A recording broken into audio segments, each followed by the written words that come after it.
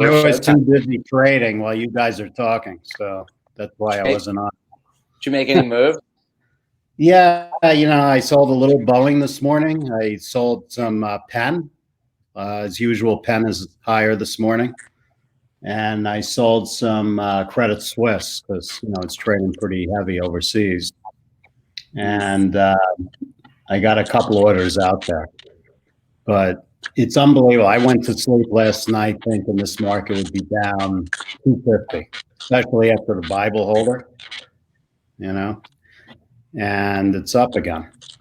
So, yeah, the reopening trumps all this other stuff. I think people, are. He's a let's face it, he's a nut job. But besides that, we're talking about the market.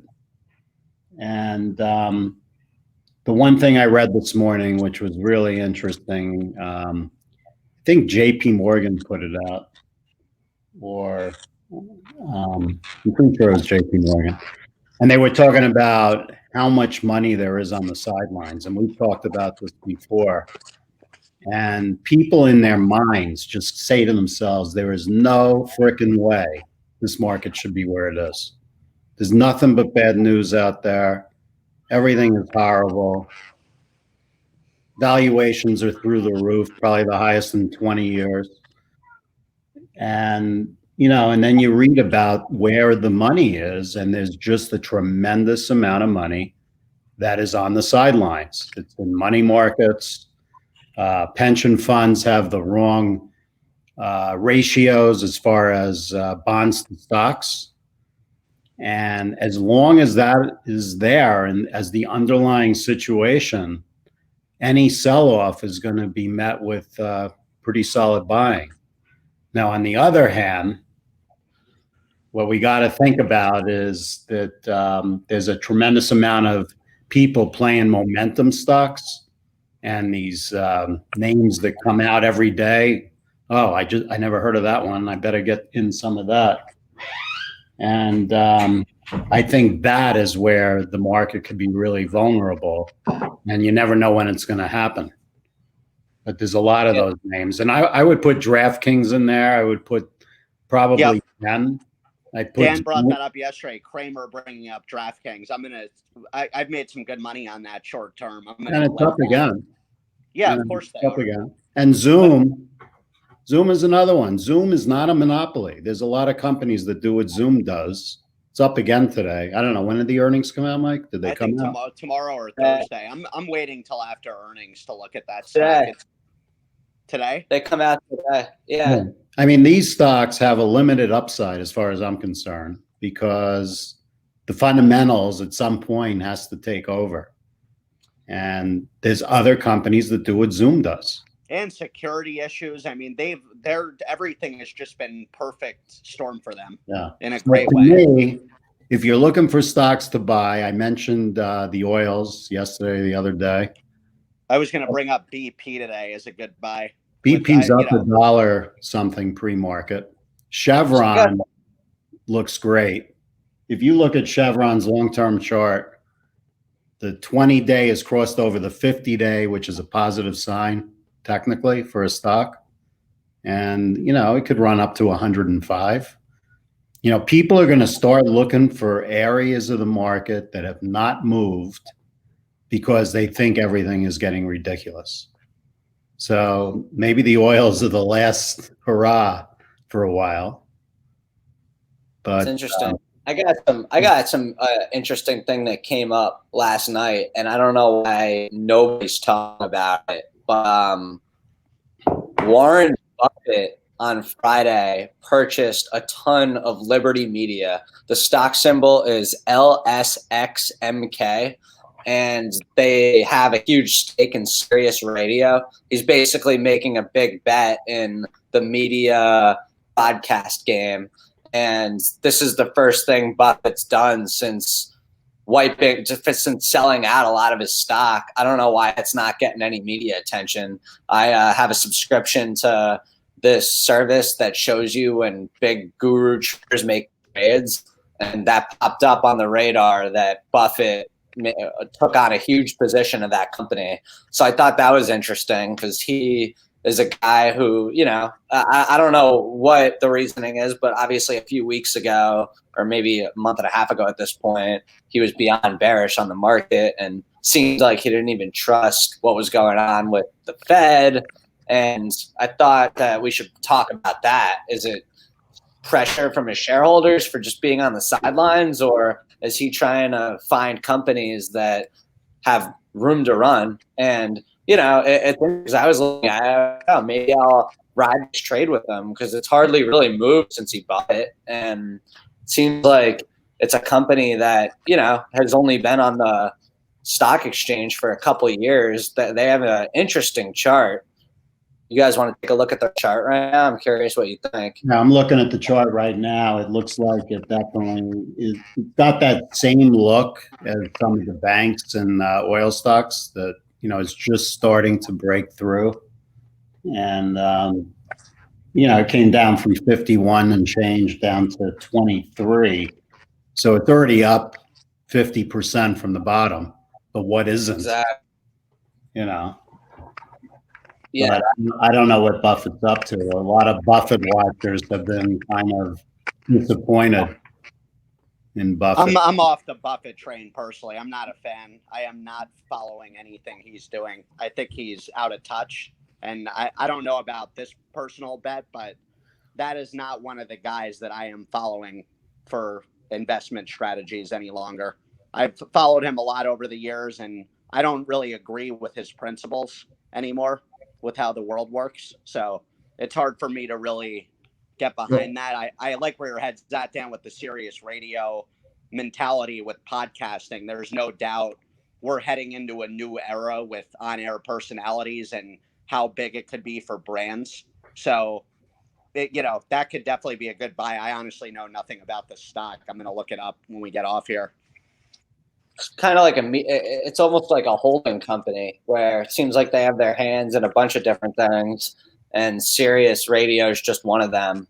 But, you know, I will say that Buffett's got the reputation of really doing his homework before he buys a company, and I doubt he's throwing darts at a board and seeing what sticks. To me, no, he's not, and he's got he's got people working for him that are behind his philosophy and are young and motivated, and, you know, even though he's very, very old, I don't think they're missing too many beats there. This is just an unbelievable time frame in history. So if anyone does want to look up that stock, it's LSXMK, and it's Liberty Media.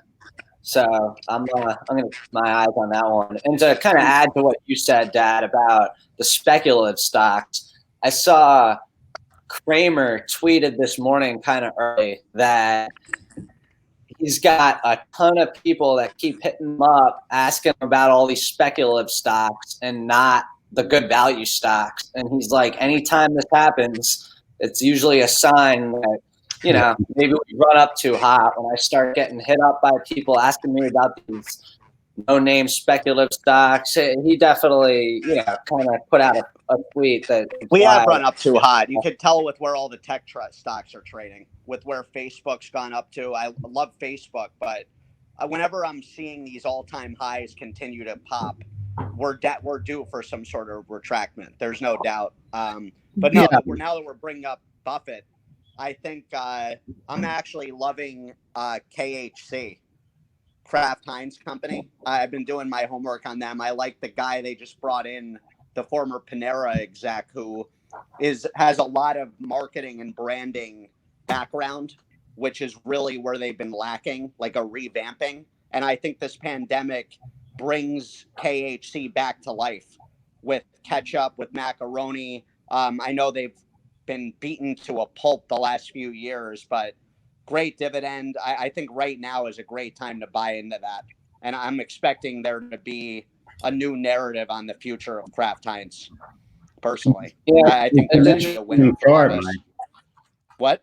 It's an interesting chart. I mean, this stock is down over the last 3 years from 93-ish, and it got down to 20th ish, right around. I'm big on betting on the jockeys. So I like the guy they just brought in here.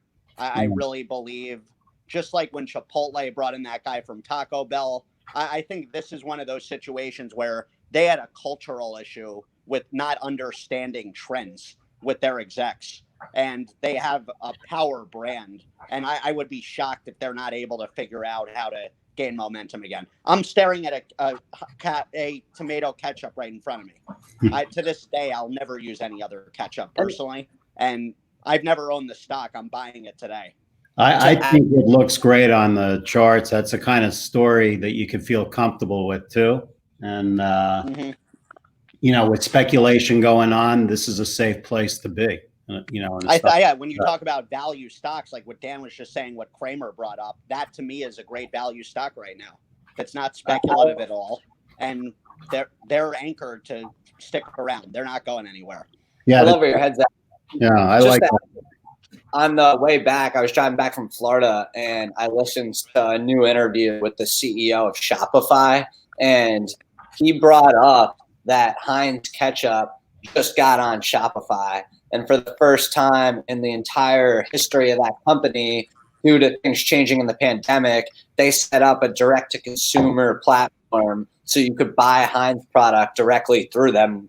So I think that goes in with what you're saying. I think I'll ride trade with you. Anyone that doesn't know, Shopify, I've been bullish on them. I mean, I was lucky to get in at the way bottom in March with them, and they've been on an insane run. At this point, it's gotten a little out of control, but they essentially are an e-commerce platform that give mom and pop, or not even just mom and pop, any business that's essentially not Amazon, the tools and the platform to sell direct to consumer. So, you know, Mike, we've interviewed some business owners on our other podcast that use Shopify. Now you see companies like Heinz using Shopify. So Shopify is also another play, but obviously they run up hot. I'm gonna ride the Heinz trade with you. I think that's a really good one. Boom, baby. Yeah, and just to emphasize this speculation that's going on out there, I started listening to Davey Day Trader from Barstool Sports, which most of you know who he is.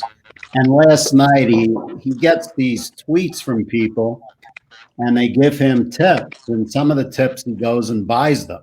So there was a Vancouver stock that was I think it was called Score Gaming, and I think it was trading around 40 cents, up 32%. And he goes and buys it, and then he mentions it, and a minute later it was up 42%. And that's the kind of stuff, you know, if you start hearing, I'm buying a Vancouver stock, all game over, time to go home. It's funny you just said that, because as we're doing this, I just had somebody text me, OGI. They're watching this right now. Clearly they want us to bring it up. Shout out Dan Vaz, we're bringing it up. So I look up OGI. I don't know what they are, but the first thing I see is some cannabis-related stock that, you know, is basically slightly over a penny stock at this point. Canada-based company which operates through its organism, cannabis oil, et cetera, et cetera, et cetera. I've heard of OGI. That's probably off the bad earnings on Canopy last week. People are trying to buy into Aurora and them, which it's interesting. Yeah. Well, this thing you mentioned, this stock. I'm looking at the chart. It's down from $8.44 to $1.82. I have no idea. Yeah, I personally I'd be careful there, Vaz. I just have no pulse for the weed stocks right now. Like long term, weed one day is going to be bought some Canopy yesterday. I think it's long term. It's great entry points right now, but it's dead money short term. That's what you have to keep in mind. And here's the thing: it's a very easy industry to tap into, and there's no telling which big time whale companies are on the sidelines, ready to just take it over. The first sign of but when you look at the reason I love a Canopy, when you look at Constellations, the investment they make in them, there aren't just people on the sidelines that are going to be able to come in and top that. You know, they already have institutional money behind them on another level. So why not just play Constellations at that point? I'm playing Canopy for my long-term play with the value play there for the space itself.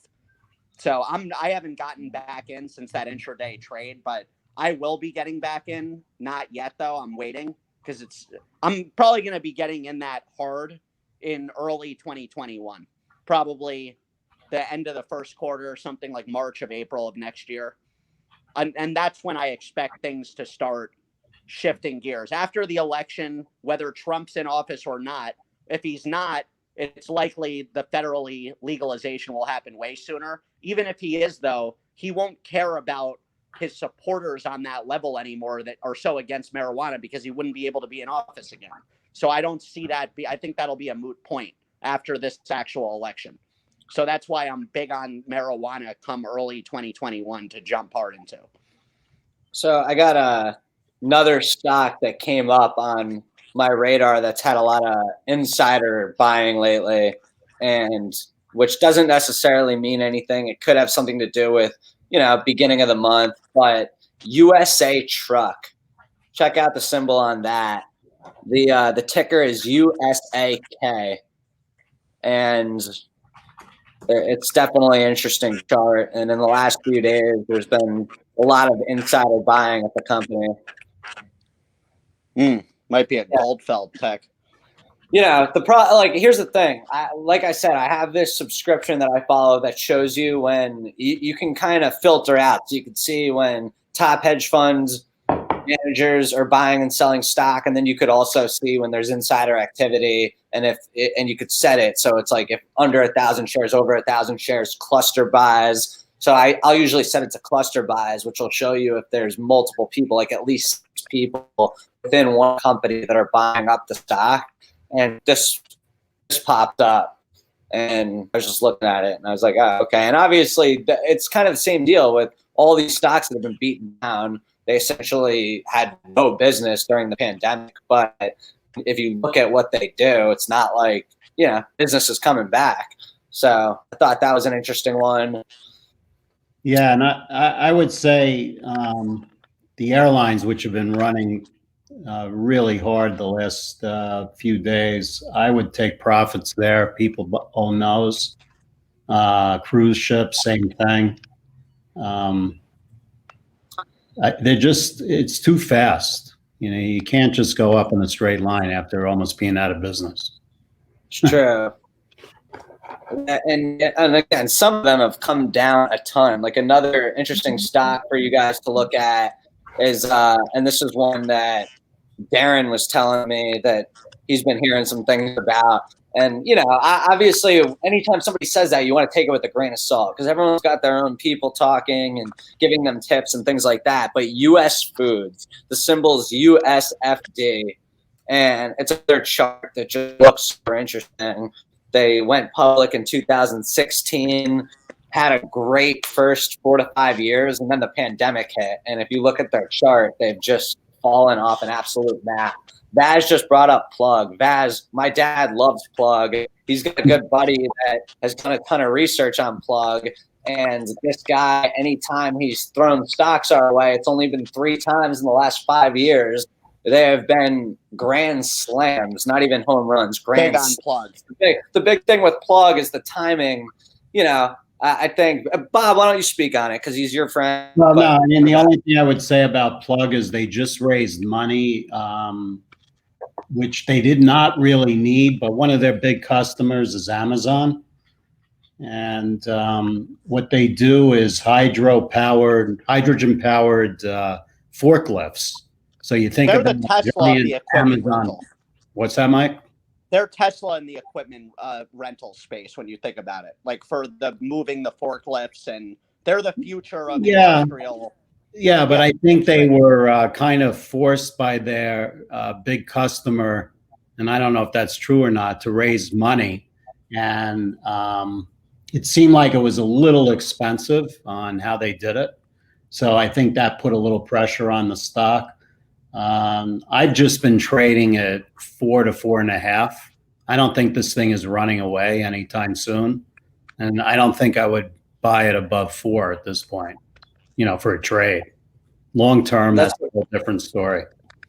That's Well, how when you I say play long Plug. term though, Dad, on a stock like that, what are you referring to? Because I think with a guy like Vaz might bring that up, wondering, is this a good entry point to make insane returns in a few years? Like, what are we talking about long term when we talk about these small caps? Well, this company has been speculative for a long time, so you can make the case that it's kind of been a dud over the years. Well, it was trading in what, the thousands back in the late 90s? I don't know. I don't know how long it's been around or where it's been trading, but I think there's a lot of these stocks, and in this kind of market, you don't need to be in these things. You can find solid, safer names.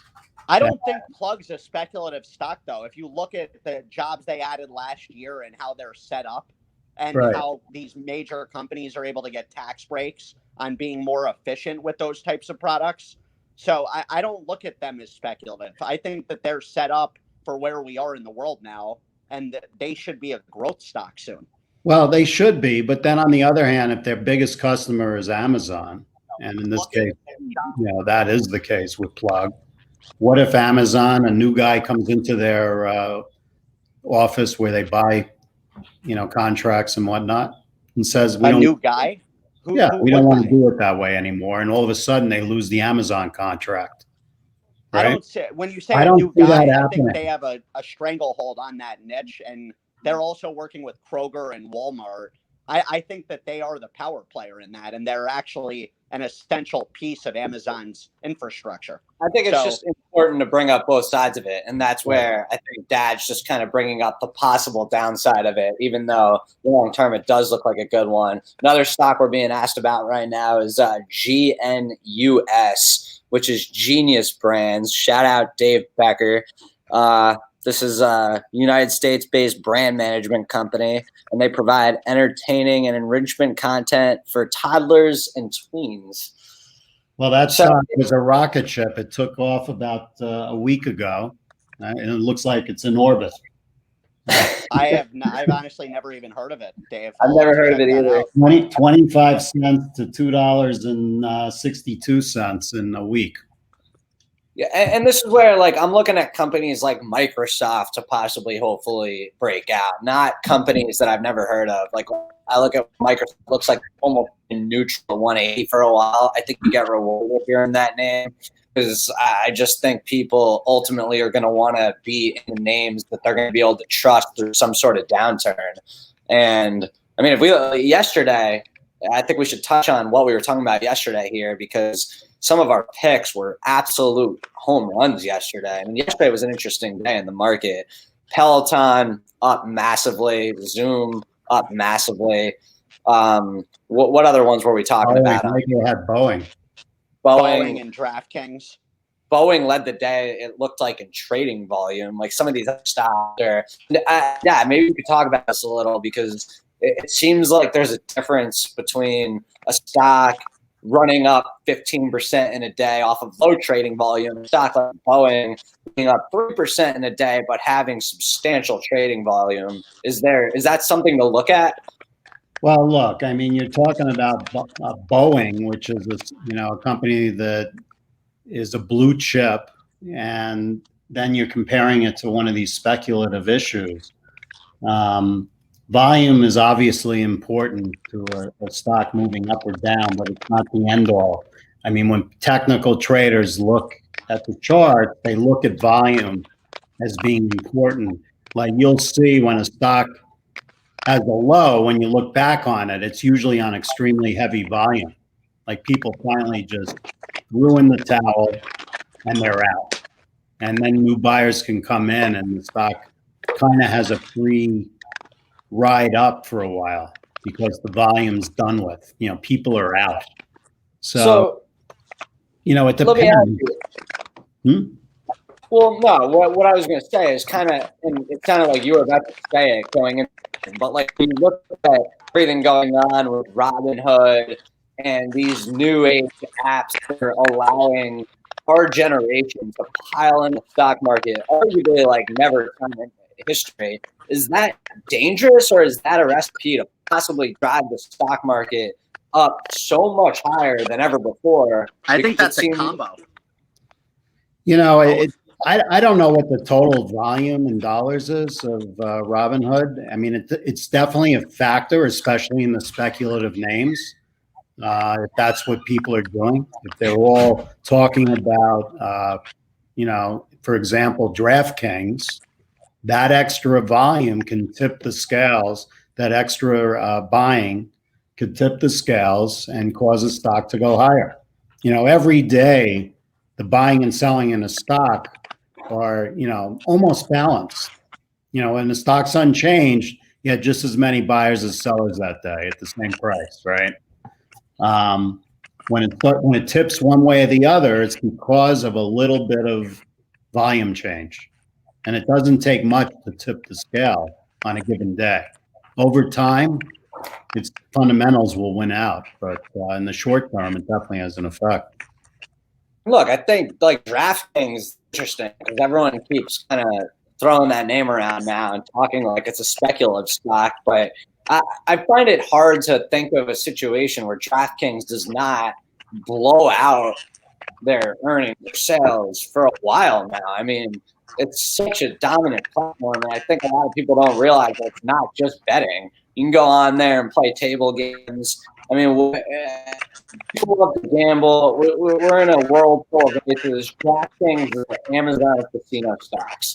I think it's a home run long term. I think the volatility, though, it's just been in a straight line up. So at some point, that is definitely, I would be careful short term with DraftKings. I think we're going to hit some sort of something soon. There's no doubt. My guess is it's going to run up to around 50 and then go down a bit. Like, I'm thinking that $50 mark is where you can be careful. Yeah, when it gets around there. Yeah. Take the money and run. What's that? Yeah. Take the money That's and why run and wait for a better day. I look at it like, I don't want to be too greedy here. But even yesterday, I got in and out of the stock intraday. And so here's been my strategy. You had a good call on Penn. So Penn, I've been doing a lot of day trading with, but ultimately I'm also super long on it. But back to DraftKings. I mean, my personal strategy with DraftKings is I got in under 20. I took on a massive position. And then as soon as it hit 29, every day I've just been trading off little bits of position. And I still, want to keep the position a little bit north of like that 45K range. But it's trimming it down as it goes up. That way, if it does come down hard one day, I feel like at least I took a lot off leading up to that.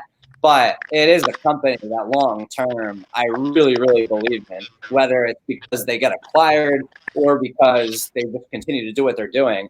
The other thing that's interesting that no one really talks about is Flutter Entertainment, which owns FanDuel. Because back when I was screwing around with those sites, I used FanDuel. Wait, Dan, you're breaking up a bit. What company? FanDuel. Flutter Entertainment owns FanDuel. Flutter Entertainment's like a European holding company. And what I'm saying is, I used FanDuel. I never even used DraftKings.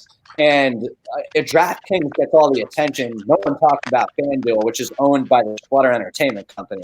So I think that's an interesting company to look at. I don't know what your guys' thoughts are on that. My thoughts are gaming got so beaten down and has now rebounded nicely. And I think it's rebounded a bit too much off of all this optimism. And meanwhile, we still aren't back to everything being open with sports. So I'm kind of a bit skeptical with how much this has run up. And that's why at the moment I'm on the sidelines. I've been in and out of these gaming stocks like MGM even. It's gone on a hell of a run the last few weeks. Look, they're in the same boat. The gambling stocks, the airlines, all the travel industry, they've run up tremendously. Time to take a breather, in my view. I'm with you. Long term, it's a home run, but I don't think it's a home run from here short term with how much it's run up. And everyone has been jumping in it, and now it's clearly on the mainstream. I love where your head's at with the FanDuel owner because they're under the radar a bit. But even with them, I would let things rotate a little. I think gaming has gotten way too much love with the lockdown. Yeah, we're on our last minute here. This went quick. So do we got any picks of the day before we close this out? Dad? I'm going. Yeah, I'm gonna actually buy. I mentioned Uber yesterday. I didn't pull the trigger yet. I'll be pulling the trigger on that and Kraft Heinz ketchup today. And I like Chevron, and I still like the drug stocks. I'm playing defensive. I said this yesterday. That's how I feel right now. Chevron, so what drug CVS. stock, Merck? Take your pick. I think you buy a fund if you want to play the drug stocks. It's easier. If I not, hate funds. Glaxo, Merck. Take your And pick. Bristol yeah, Myers. I also like the drug stocks. I know I've been big on Seattle Genetics, and I'm I sticking went with with you on that yesterday, Dan. yeah. So let's see Seattle Genetics break out. They had a really, really good cancer research report come out. Seems like they're going to kind of be the new norm with treatment. So let's see it. Have a good day, everybody. We're going to stay with us on YouTube and put up our subscription. Boom, baby. All right. Yeah. Let's make some money and have a good day, guys.